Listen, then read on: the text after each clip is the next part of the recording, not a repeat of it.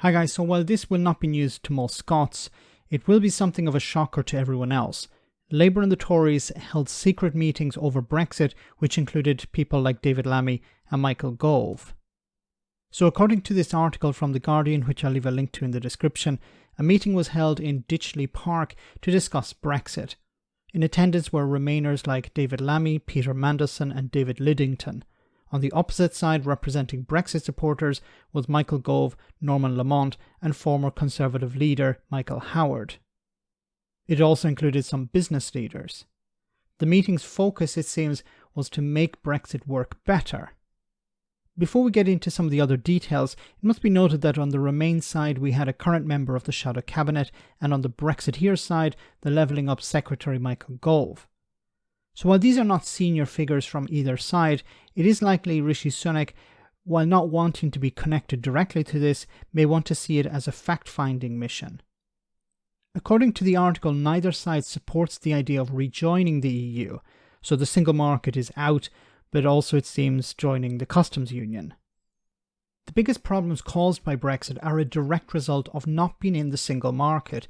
Therefore, not including the option to rejoin the European Union renders this meeting of Remainers and Brexiteers pretty much pointless.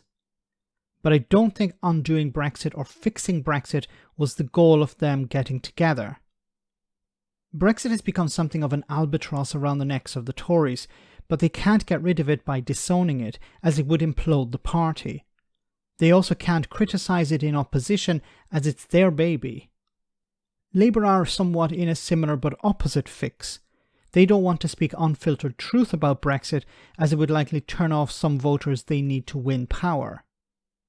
I believe both sides have agreed that going forward they need to convince the public that Brexit can work, that changes can be made here and there to improve the situation for business, for example. This is likely why people from both GlaxoSmithKline and Goldman Sachs were invited. Brexit moving forward will likely be presented as building a closer but independent relationship with Europe, greater cooperation on things like security. This would also explain the inclusion of Angus Lapsley, the Assistant General Secretary for Defence Policy and Planning at NATO. With the TCA up for review in 2025, the Tories don't want to see all of their so-called Brexit advantages disappear when Labour take over.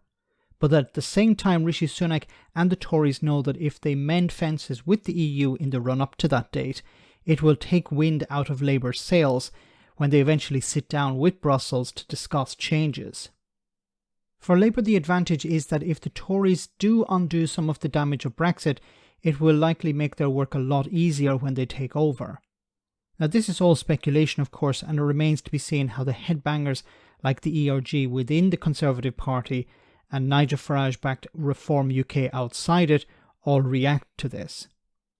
But the meeting, I believe, is less to do with undoing Brexit, but more cynically to do with protecting both parties from the fallout of Brexit.